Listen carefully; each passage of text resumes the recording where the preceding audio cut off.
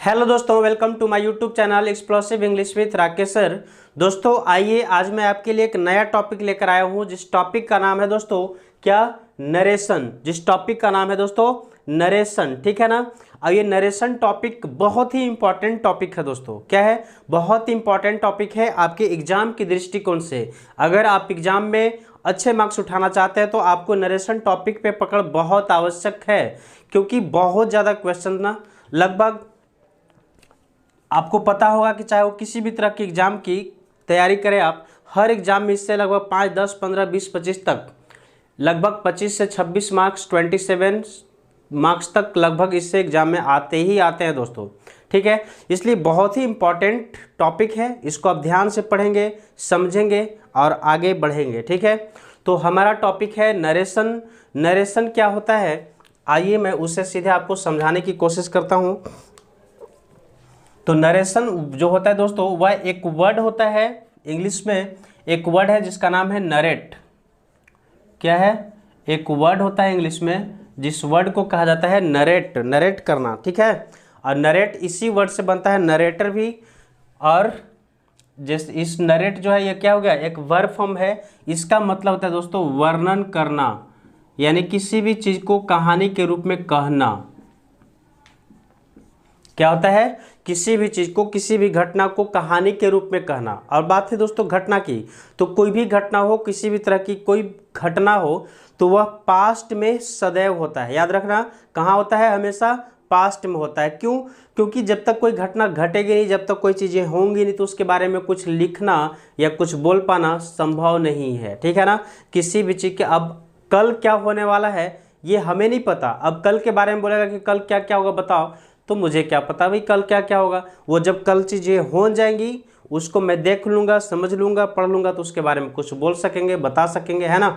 लेकिन अभी बता पाना संभव नहीं है। यानी कि इससे स्पष्ट है कि जो भी चीज़, इसीलिए दोस्तों हम लोग जितने भी एसे लिखते हैं, एसे हो गए, लेटर भी होता है ना, लेटर हो गया, नोटिस हो गया, रिपोर्ट हो गया, ठीक है, या कोई मैसेज किसी तरह का टाइप करना हो तो वो मैसेज हो गया। इस तरह से सब जो चीज़ें हैं ये हमेशा ही पास्ट टेंस में लिखे जाते हैं। क्यों?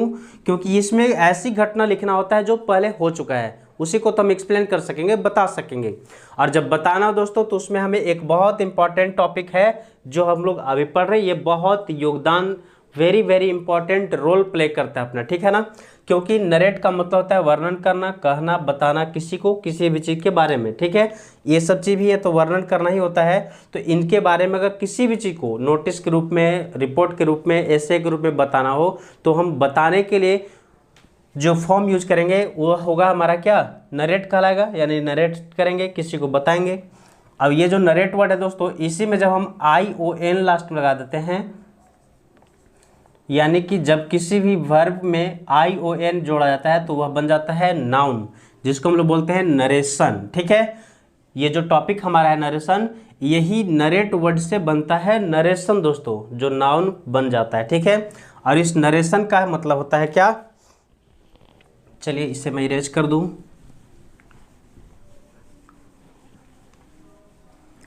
अब ये नरेशन का मतलब होता है दोस्तों स्टेटमेंट या स्पीच। इसका मतलब क्या होता है?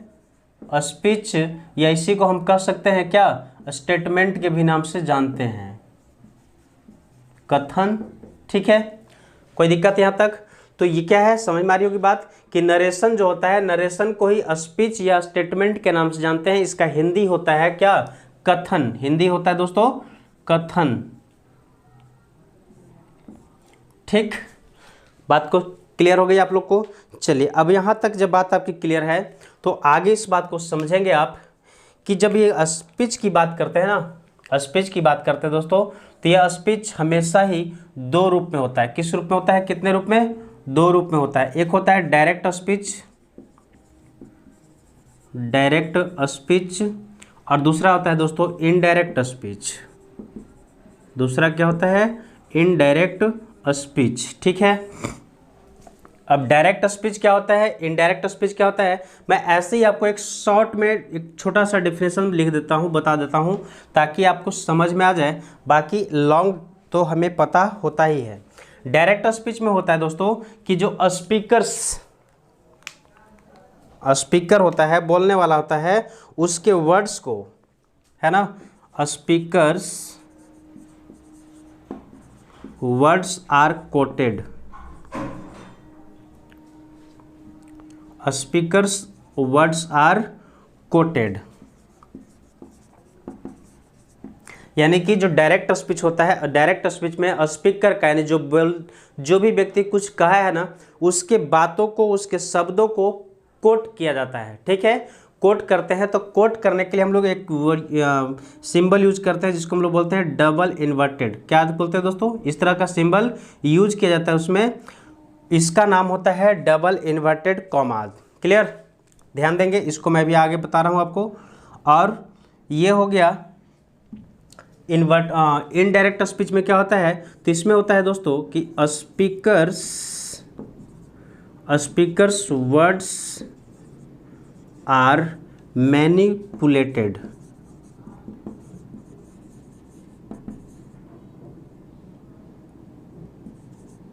ठीक है, अब मैनिपुलेट का मतलब क्या होता है, तो इस वर्ड का मतलब होता है दोस्तों ट्रांसफॉर्म करना, बदल देना,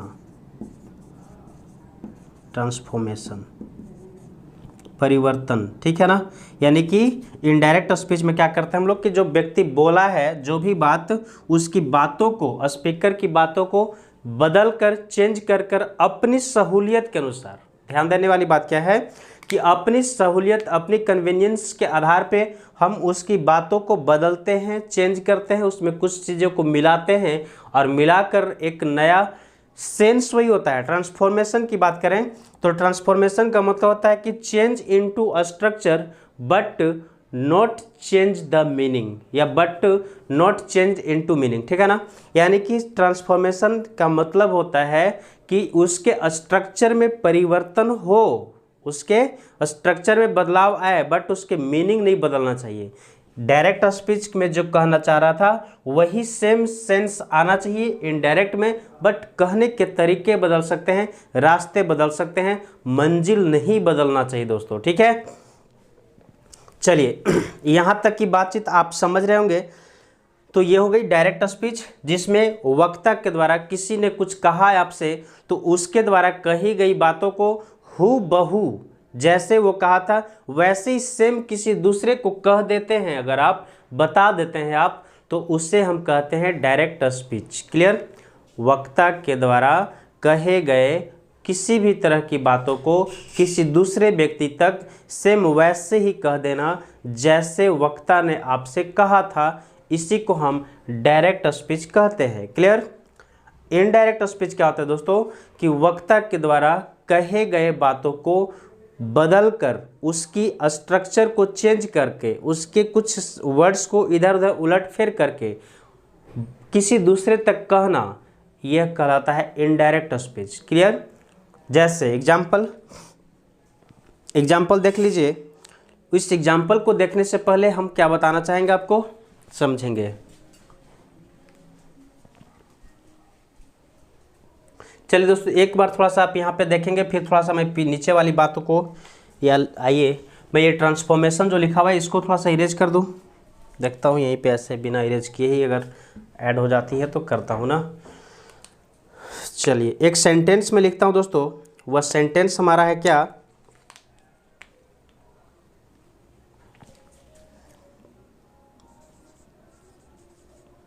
Ram said to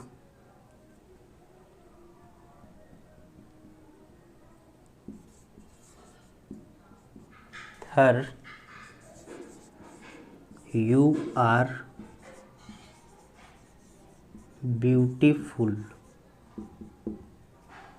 you are beautiful। ठीक है, Ram said to her you are beautiful, ये एक एग्जाम्पल है दोस्तों किसी का, इनडायरेक्ट स्पीच का।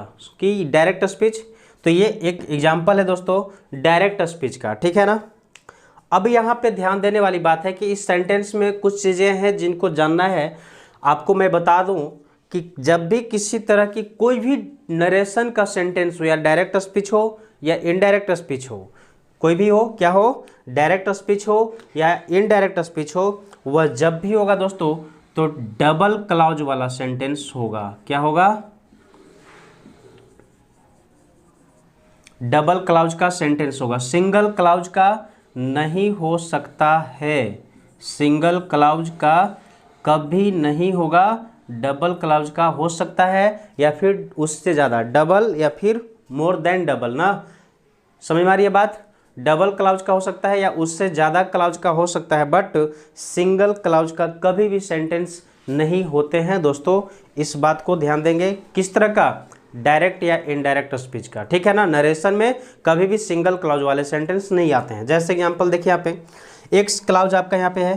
क्लॉज क्या होता है? तो क्लॉज आपको पता होगा कि क्लॉज क्या होता है। तो क्लॉज होता है जिसमें combination of subject and verb, subject plus verb होना चाहिए, ठीक है ना।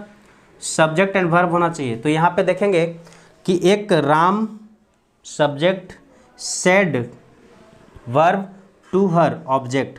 तो ये वर्ब सब्जेक्ट, सब्जेक्ट और वर्ब का कॉम्बिनेशन है। आगे यू आर ब्यूटीफुल, तो यू हो गया सब्जेक्ट और आर हो गया यहाँ पे वर्ब, ठीक है ना। मैंने यहाँ पे वर्ब लिखा है, not helping verb, main verb, ऐसा कुछ नहीं। वर्ब यानी वर्ब, हेल्पिंग वर्ब भी हो सकता है, मेन वर्ब भी हो सकता है। तो ये देखेंगे यहाँ पे एक क्लॉज, दो क्लॉज, क्योंकि आप क्लॉज पढ़े हैं, आपको पता है। अगर नहीं पढ़े तो आप जान लीजिए कि इस ऐसा सेंटेंस जिस सेंटेंस में जितने pair of subject and verb का होगा, जितना पेयर सब्जेक्ट और वर्ब बनेगा, यानी कि सब्जेक्ट और वर्ब की जितनी पेयर बनेंगे उतने क्लॉज कहे जाते हैं। तो इसमें सब्जेक्ट और वर्ब का पेयर दो बन रहा है, एक सब्जेक्ट एक वर्ब, एक सब्जेक्ट एक वर्ब, दो पेयर बन रहा है, यानी कि ये सेंटेंस डबल क्लॉज का है। सिंगल क्लॉज का कभी भी नहीं हो सकता, चाहे वो डायरेक्ट हो या इनडायरेक्ट हो दोस्तों, ठीक है। तो चलिए एक चीज बातें हो गई, अब आगे बढ़ते हैं। हम थोड़ी सी बात को और आगे बढ़ाने की कोशिश करते हैं, वो क्या है चलिए देखते हैं।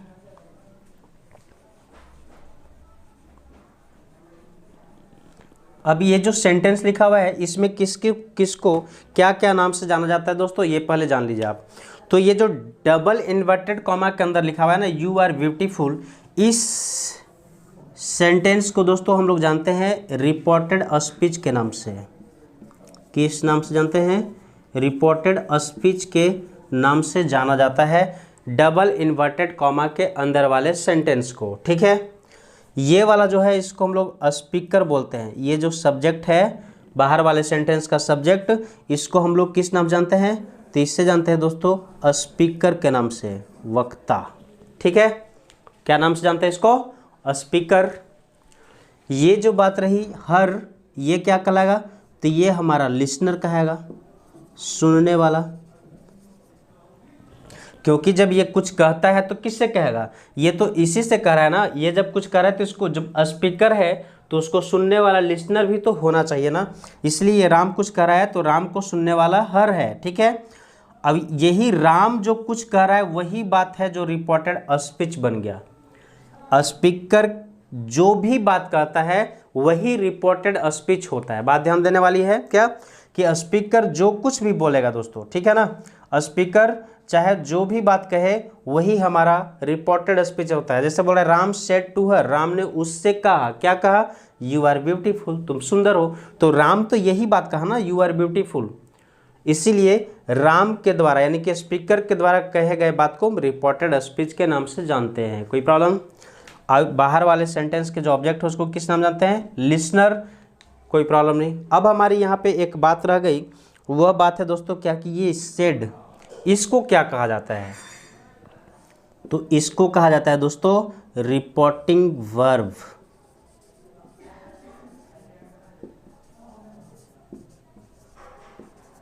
इसको क्या कहा जाता है? रिपोर्टिंग वर्ब कहा जाता है, ठीक है। अब ये जो रिपोर्टिंग वर्ब होता है ये क्या काम करता है? इसकी काम क्या है? तो रिपोर्टिंग वर्ब का काम है पहला कि रिपोर्ट करना, चूंकि इसी के लिए इसको कहते हैं रिपोर्टिंग वर्ब। दूसरी काम है कि ये जो रिपोर्टेड स्पीच है ना, इसका काम है क्या, दे तो मैं लिख देता हूँ आपको ताकि आप अच्छे से आराम से समझ सकें।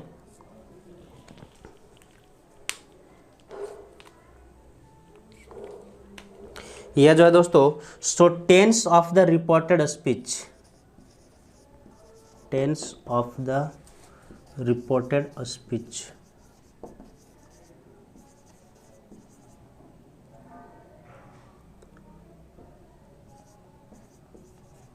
ठीक है ना, यानी कि ये काम करता है हमें रिपोर्टेड स्पीच के टेंस को बताने का काम। क्या काम करता है दोस्तों? रिपोर्टेड स्पीच के टेंस को बताने का काम करता है। शायद आपको नीचे नहीं दिख रहा है, तो आप अब ये ध्यान से देखेंगे, दिख रहा होगा आपको।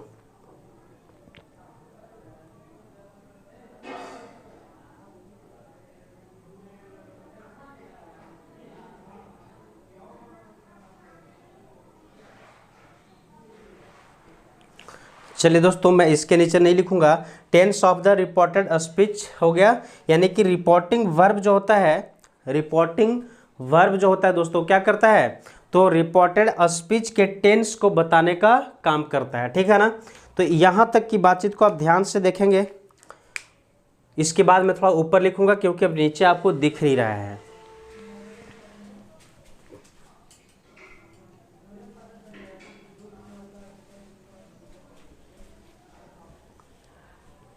चलिए, हो गया दोस्तों। अब मैं इसे इरेज करता हूँ, थोड़ा सा ऊपर लेकर आता हूँ ताकि आप अच्छे से चीज़ों को देखें और समझें। नीचे तो दिख नहीं पा रहा है ना।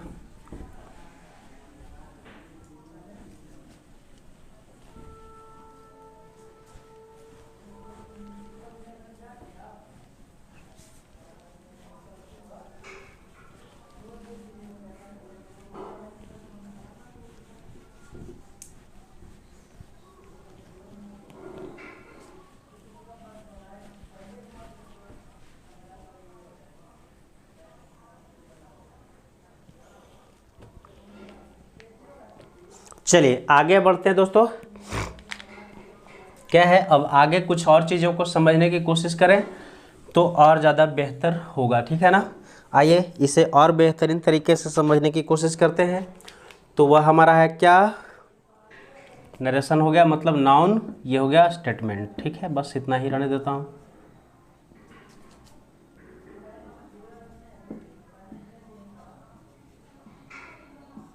ठीक, चलिए, तो मैंने आपको बताया क्या। अब ये देखिए दोस्तों, जो मैंने अभी एग्जाम्पल लिखा था, फिर से मैं उसे लिखता हूँ।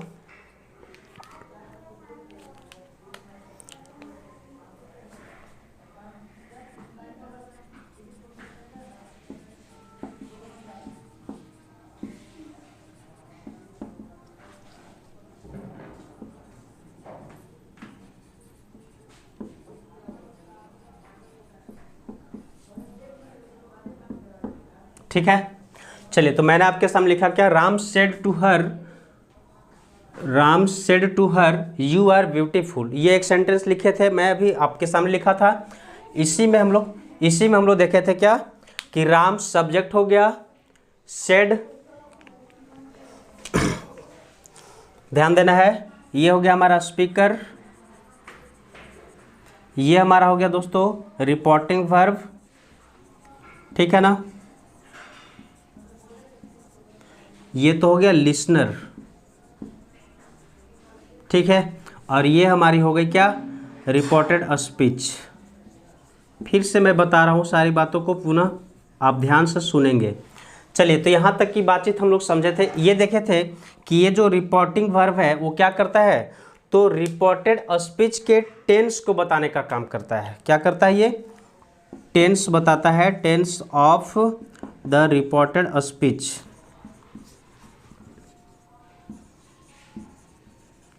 ठीक है दोस्तों, अब वो टेंस बोले तो टेंस 3 होते हैं, आपको पता ही है। कौन कौन? पास्ट, प्रेजेंट और फ्यूचर। ये 3 में से कोई भी टेंस में सेंटेंस हो सकता है, हमारा कोई प्रॉब्लम हमें नहीं होना चाहिए। ठीक है दोस्तों, क्या है? ये टेंस कोई भी टेंस हो सकता है, रिपोर्टेड स्पीच का इसका कोई भी टेंस हो सकता है। ये हमें पता चलता है रिपोर्टिंग वर्ब से। क्लियर?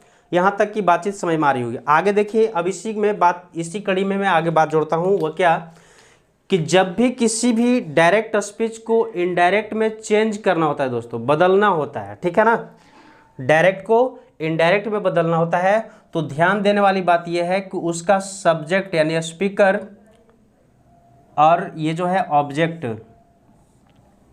स्पीकर और ऑब्जेक्ट में कोई परिवर्तन नहीं होता है, जैसे था वैसे ही रहता है। किसका? रिपोर्टिंग वर्ब का जो सब्जेक्ट है और रिपोर्टिंग वर्ब का जो ऑब्जेक्ट है, ये सब्जेक्ट और ऑब्जेक्ट में कोई बदलाव, कोई परिवर्तन नहीं होता है दोस्तों। ठीक है, वो जैसे था वैसे एज इट इज रखा जाता है। ठीक, चलिए अब हमारी ये बदलाव वाली बात कहाँ से आती है? तो ये बदलाव वाली बात आती है दोस्तों, इस सब देखिए एक बार, फिर मैं इसे इरेज करूँगा। ये बदलाव वाली जो बात आती है ना, चेंज करने वाला, वह बात आता है हमारा रिपोर्टिंग वर्ब से। ठीक है, कहाँ से आता है दोस्तों? रिपोर्टिंग वर्ब से, ये वाली से। ठीक है, यानी कि हमारा जो रिपोर्टिंग वर्ब है, अब रूल हमारा यहीं पे चेंज होगा, बदलेगा, होगा क्या तैयार कि जो हमारा ये वर्ब होता है ना, रिपोर्टिंग वर्ब, रिपोर्टिंग वर्ब को चेंज किया जाता है। ठीक है, जैसे कैसे? अगर ये सेज है, ये हो सकता है सेज है, सेड है, ठीक है ना, हैड सेड है, ठीक है, वाज सेड, सेइंग, कुछ भी हो सकता है, वो तो आगे हम लोग देखेंगे। विल से, टेंस कुछ भी हो सकता है, तो इसको हम लोग बदलते हैं दोस्तों। ये रिपोर्टिंग वर्ब को हम लोग बदलते हैं कैसे? तो ये से है, सेज है या सेड है, जो भी रहेगा, तो इसके लिए रहता है दोस्तों क्या? जैसा अभी आपके सामने लिखा हुआ है से प्लस टू। अगर से प्लस टू दिया रहे तो इसे हम क्या करते हैं, एक साथ मिलाकर बदल देते हैं टोल्ड में, सॉरी टेल्स। से प्लस टू रहे तो इसको क्या करते हैं, कब, वो भी कब करते हैं, ये चीज़ ध्यान देना है दोस्तों। से प्लस टू दिया रहे तो टू कब रहेगा, जब इस रिपोर्टिंग वर्ब के बाद कोई ऑब्जेक्ट है। बात क्या है? रिपोर्टिंग वर्ब के बाद कोई अगर ऑब्जेक्ट है तो उससे हम बदल देते हैं रिपोर्टिंग वर्ब को। कब? जब रिपोर्टिंग वर्ब के बाद कोई ऑब्जेक्ट गिवन है सेंटेंस में। जब रिपोर्टिंग वर्ब के बाद कोई ऑब्जेक्ट गिवन होता है, दिया हुआ होता है सेंटेंस में, डायरेक्ट स्पीच के सेंटेंस में, तब इनडायरेक्ट बनाते समय उस रिपोर्टिंग वर्ब को हम लोग बदलते हैं। वो कैसे? ऐसे, से प्लस टू रहेगा तो उसको हम लोग टेल्स कर देते हैं। ठीक, दोनों एक साथ मिलाकर कंबाइन करके टेल्स में बदल दिए। अगर यही रहेगा दोस्तों क्या, सेज टेल लिखेंगे ना, से प्लस टू रहेगा तो टेल लिखेंगे, सेज प्लस टू रहेगा, ठीक है, सेज प्लस टू रहेगा तो ये हो जाएगा टेल्स। सैड प्लस टू रहेगा दोस्तों तो ये हो जाएगा टोल्ड। ठीक है, तो इस तरह से हम लोग बदलते हैं। कब? जब इसके बाद कोई ऑब्जेक्ट होता है तब, जैसे यहाँ पे हर ऑब्जेक्ट दिया हुआ है इस रिपोर्टिंग वर्ब के बाद, तब। ठीक है, ये तो बातचीत हमारी थी जो यहाँ पे आपको मैं बताना चाह रहा था। आप इसे ध्यान से देखिए, फिर आगे बढ़ते हैं। नेक्स्ट, अब आगे देखिए दोस्तों, वो क्या होता है। अगला हमारा है, अब जब इसको हम बदलने की कोशिश करेंगे तो बदलने की कोशिश करने में क्या है ना दोस्तों, कि ये दोनों सेंटेंस को आगे चल के फिर जब हम चेंज करेंगे तो क्या करना होंगे, ये दोनों सेंटेंस को मिलाना होगा। दूरियां, इनके बीच की जो दूरी है उसको हटाना होगा। अब इस दूरी को हटाने के लिए हमें क्या करना होगा, इस दूरी को हटाने के लिए दोस्तों, ये जो इन्वर्टेड कॉमा, ये पे देखिए, एक यहाँ पे कॉमा है, छोटा सा नीचे कॉमा है, और एक ऊपर डबल इन्वर्टेड कॉमा, और एक ये वाला कॉमा, यानी कि ये तीनों कॉमा को एक साथ हटाना होगा दोस्तों। ठीक है, इन तीनों कॉमा को क्या करना होगा, एक साथ हटाना होगा। मैं इसे थोड़ा नीचे वाला इरेज कर दूं।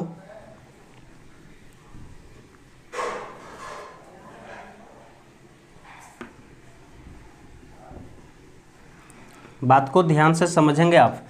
जब ये दोनों क्यों, कब हटाना होगा, जब ये इधर वाले सेंटेंस को, रिपोर्टिंग वर्ब वाले सेंटेंस को और रिपोर्टेड स्पीच वाले सेंटेंस को, दोनों को एक में मर्ज करना हो, मिलाना हो, एक साथ लाना हो, तब हमें क्या करना होगा कि वहाँ पे जो कॉमा दिया हुआ है ये दोनों के बीच में कोट करने के लिए इन्वर्टेड कॉमा, उससे हटाना होगा।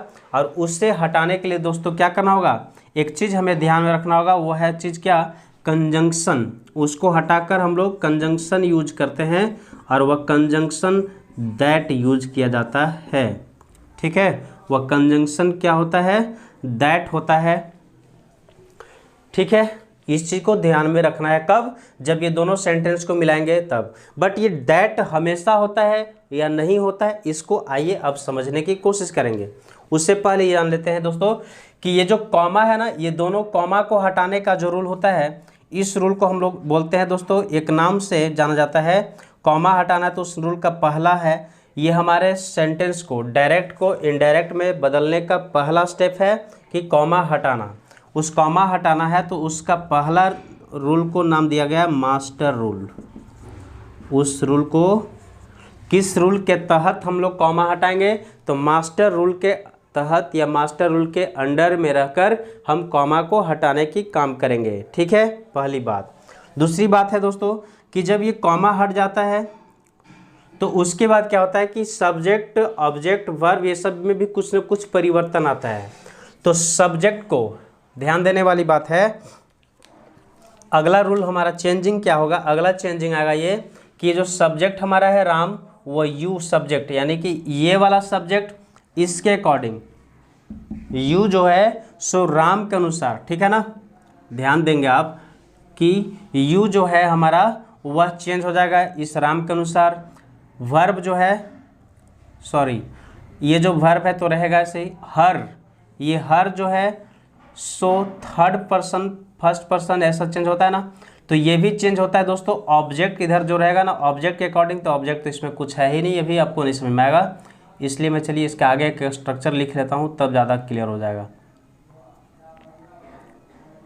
आगे मैं इसको लिखता हूँ, वो चीज़ समझेंगे आप। एक स्ट्रक्चर थोड़ा सा तैयार करता हूँ, subject plus verb plus object, और इधर रहेगा subject plus verb plus other word या ऑब्जेक्ट कर सकते हैं। ठीक है ना। अब यहाँ पे आप इस चीज़ों को ध्यान से थोड़ा सा समझिए, कहाँ पे कैसे मास्टर रूल काम करेंगे, क्या करेंगे। ठीक है, हाँ। बात है दोस्तों कि अगर इस सेंटेंस की अगर ये कॉमा हटाया जाए, तो ये कॉमा जो है दोस्तों, इस कॉमा को हटाने का जो काम होता है ना, इस कॉमा को हटाने का जो काम होता है, इस काम को, इस रूल को हम लोग बोलते हैं मास्टर रूल। ठीक है, कॉमा हटाने का जो रूल है इसको बोलते हैं मास्टर रूल, यानी मास्टर रूल के अधीन में, अंडर में रहकर हम लोग इस कॉमा को हटाते हैं दोस्तों। ठीक है, पहला काम। दूसरी काम ये है कि ये जो सब्जेक्ट है, इस सब्जेक्ट इसके अकॉर्डिंग, वर्ब इधर वाले वर्ब के अकॉर्डिंग, ठीक है ना, सब्जेक्ट के अकॉर्डिंग, वर्ब के अकॉर्डिंग परिवर्तन होगा। उस परिवर्तन को मैं यहाँ पे लिखता हूँ, बोलते हैं हम लोग जेनेरिक रूल। क्या बोलते हैं? उस रूल को जेनेरिक रूल के नाम जानेंगे, यानी जेनेरिक रूल के अंडर में रहकर, जेनेरिक रूल के अधीन पे रहकर हम अपने नियम को बदलेंगे, ये सभी सब्जेक्ट और वर्ब को। बच्चा अगला कुछ, ये जब मास्टर रूल और जेनेरिक रूल हो जाएंगे तो उसके बाद कुछ और भी चीज़ें जो बच जाएंगे, उनको बदलने के लिए जो है दोस्तों, सो हम एक स्पेशल रूल का यूज करेंगे। क्या करेंगे? एक स्पेशल रूल यूज किया जाता है। वह क्या होगा वो तो हम लोग आगे पढ़ेंगे तो समझेंगे। ठीक है, सब कुछ ये सभी रूल्स हैं किसका? तो डायरेक्ट टू इनडायरेक्ट में बदलने का। ठीक है, चलिए तो इस चीज़ को आप ध्यान से एक बार देखेंगे दोस्तों, फिर हम आगे थोड़ी सी बात और करेंगे आपसे, इसके बाद आगे। चलिए, तो आपने समझा क्या कि अगर ये दिए हुए सेंटेंस में, डायरेक्ट स्पीच के जो सेंटेंस होगा उसमें जो डबल इन्वर्टेड कॉमा है, उस डबल इन्वर्टेड कॉमा को हटाने के लिए जो रूल यूज करते हैं, जिसके अधीन में हम लोग रहकर हटाते हैं, उस नियम को कहते हैं मास्टर रूल। सब्जेक्ट के अकॉर्डिंग, वर्ब के अकॉर्डिंग चेंज होता है, तो इस तरह के नियम को बोलते हैं जेनरिक रूल। और इनके बाद और भी कुछ छोटे मोटे चीज़ जो बच जाएंगे, जिसको बदलना होगा कुछ स्पेशल तरीके से, उसके लिए उसका नाम, एक नया रूल रखा गया जिसका नाम है स्पेशल रूल दोस्तों। ठीक है, आइए अब थोड़ा सा ट्रांसफॉर्मेशन कैसे होता है, बदलता कैसे है, इस चीज़ को थोड़ा ध्यान से 1 मिनट में देखें आगे। इससे मैं इरेज करूँ, चलिए मैं इन्हें इरेज करता हूँ, आगे बढ़ेंगे।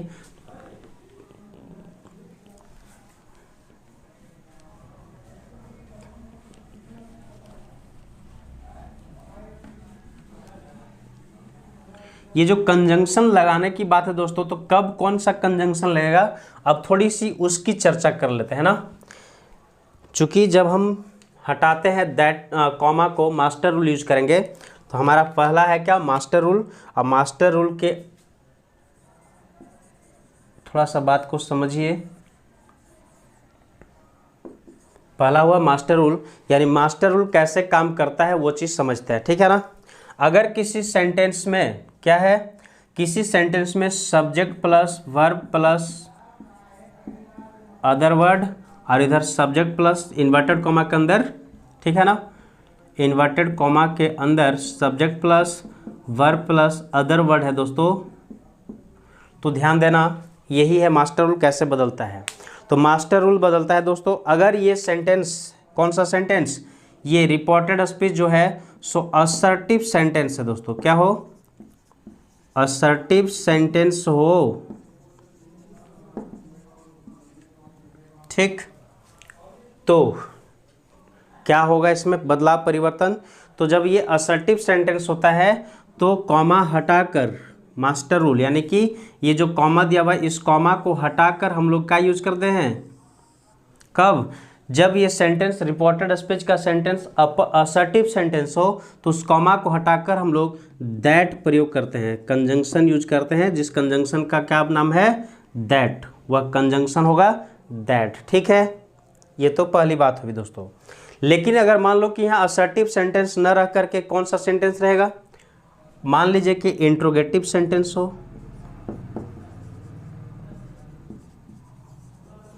तब क्या होगा सर, क्वेश्चन आपका मन में आएगा कि ये असर्टिव सेंटेंस है तब तो हम दैट कर देंगे कॉमा हटाकर। लेकिन अगर ये असर्टिव न रहकर इंट्रोगेटिव रहा, वो भी इंट्रोगेटिव भी दो तरह का होता है दोस्तों, क्या होता है, इंट्रोगेटिव भी दो तरह का होता है, ठीक है ना। तो वो दोनों वाला में देखते हैं कैसे कैसे होगा। अगर इंट्रोगेटिव है जो,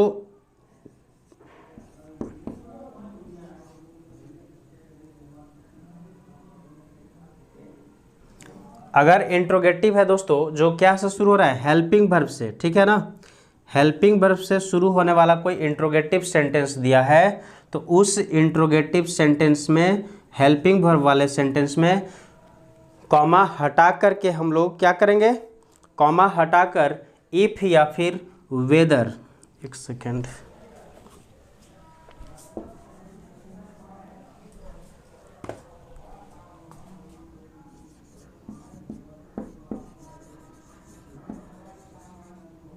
इफ या वेदर यूज करेंगे, कब, जब हेल्पिंग वर्ब से शुरू हो रहा है, जैसे is he coming, will you go, does he it, इस तरह से रहेगा, यानी कि हेल्पिंग वर्ब से शुरू हो रहा हो तो उसमें कॉमा हटाकर हम इफ या वेदर का प्रयोग करेंगे। दूसरी बात, अगर कोई डब्ल्यू एच से शुरू हो रहा है दोस्तों, सेंटेंस क्या हो रहा हो, डब्ल्यू एच से शुरू हो रहा हो, तो उसमें हम क्या करेंगे, तो सेम डब्ल्यू एच को यूज कर देते हैं, ध्यान देने वाली बात है ना। अगर इसमें सेंटेंस हेल्पिंग वर्ब से स्टार्ट, लिख दे रहा हूँ मैं, स्टार्ट्स विथ हेल्पिंग वर्ब,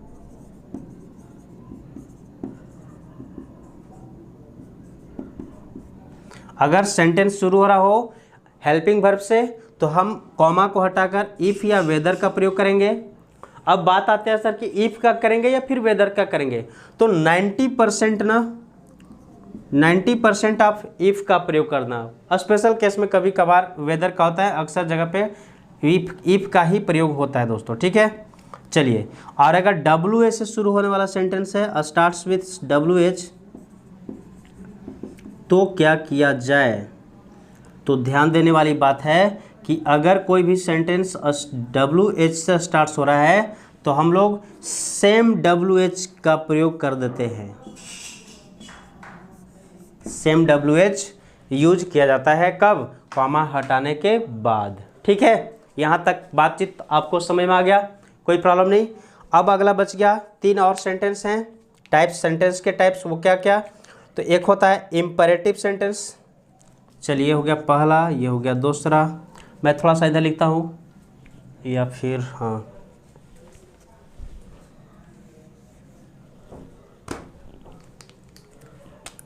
इसको मैं यहाँ लिख दूँ, सेम डब्ल्यू एच। चलिए, अब तीसरा है दोस्तों अगर तीसरा सेंटेंस क्या रहेगा, इम्परेटिव सेंटेंस, अगर इम्परेटिव सेंटेंस हो या फिर ऑप्टेटिव सेंटेंस हो या फिर एक्सक्लामेटरी सेंटेंस हो, ठीक है ना, क्योंकि सेंटेंस के तो टाइप्स 5 ही होते हैं ना, ध्यान देंगे। इम्परेटिव हो, ऑप्टेटिव हो या फिर एक और क्या हो, एक्सक्लामेटरी हो दोस्तों, ठीक है।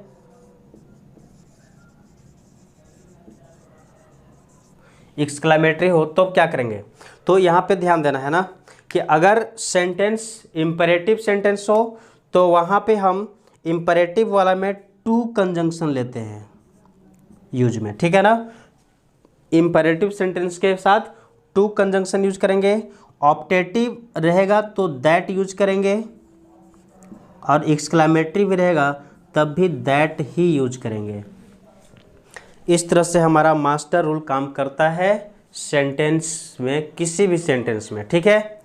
समझ में आ रही है बात दोस्तों। मैंने क्या बताया कि यदि किसी सेंटेंस का रिपोर्टेड स्पीच का जो सेंटेंस है, रिपोर्टेड स्पीच जो होता है वह असर्टिव सेंटेंस है, तो कंजंक्शन के जगह पे मैं दैट का प्रयोग करूंगा, कब, कॉमा हटाने के बाद। दूसरा, अगर सेंटेंस इंट्रोगेटिव हो, रिपोर्टेड स्पीच का सेंटेंस इंट्रोगेटिव हो तो वहाँ पे हम इफ़ या वेदर का प्रयोग करेंगे, कब, जब वह हेल्पिंग वर्ब से शुरू हो रहा हो इंट्रोगेटिव सेंटेंस, तब।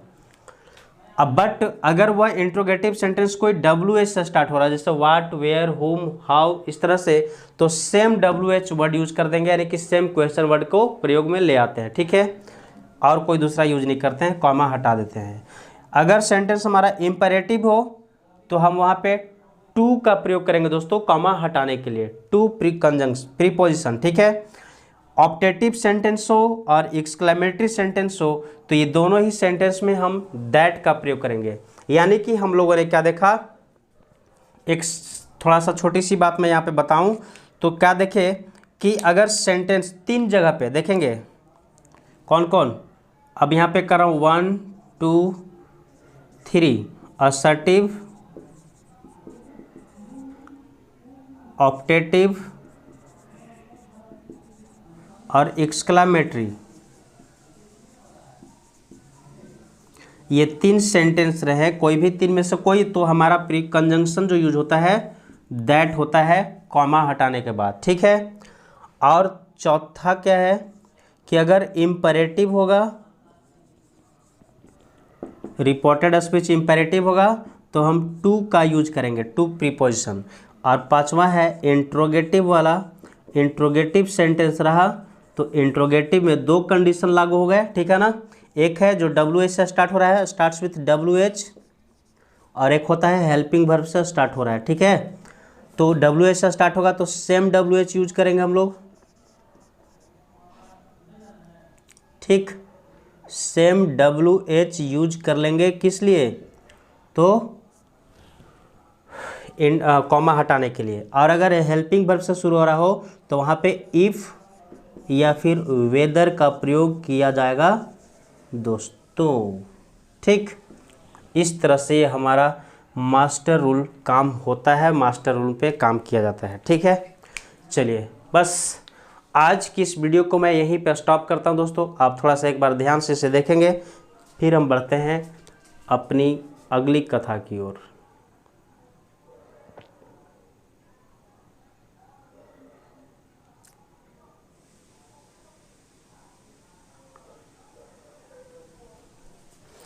चलिए तो आज के लिए इस वीडियो को मैं यहीं पे स्टॉप करता हूं दोस्तों। फिर नेक्स्ट पार्ट में आते हैं नए कंसेप्ट के साथ, और भी आगे इसमें बहुत सारे चीज़ चेंज करने हैं, कैसे होंगे, पर्सन चेंज कैसे होता है, टेंस चेंज कैसे होता है, सारा कुछ सीखेंगे नेक्स्ट पार्ट में। तब तक के लिए आप इस वीडियो को ध्यान से देखते रहें, एक बार नहीं बार बार देखें, अच्छे से समझें, और फिर तब आगे की चीज़ों को समझने में आपको भी आसान होगा और मुझे समझाना भी आसान पड़ेगा, ठीक है ना। और जब तक मैं फिर आपसे नेक्स्ट पार्ट में मिलता हूं, तब तक के लिए इस वीडियो को देखते रहिए। बाय बाय, टेक केयर, फिर मिलते हैं।